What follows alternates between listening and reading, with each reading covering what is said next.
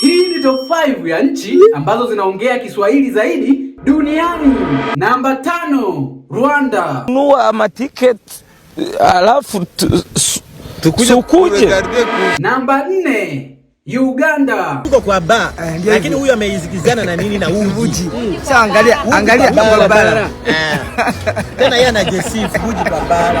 Namba 3, DRC Congo. Kaka Klame alisema aseme atakia na bibi yake hapa, mama ishakatala. Mama yakatala usikia anafikisha na bibi yako hapa. Anasemaje? Namba 2, Kenya. Alafu tukikosana mambo ya kuniaddress kwa status wachana nayo, sawa?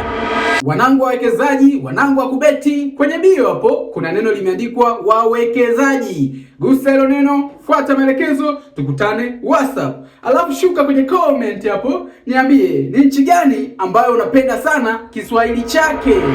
Namba 1, Tanzania. Nikaanza kumsemesha, nikamwambia mmependa tabasamu lako Tanusi. Na pia una kope za kitana. Akaanza kucheka cheka, na tena mashavu yako ya mvungu akicheka hapa.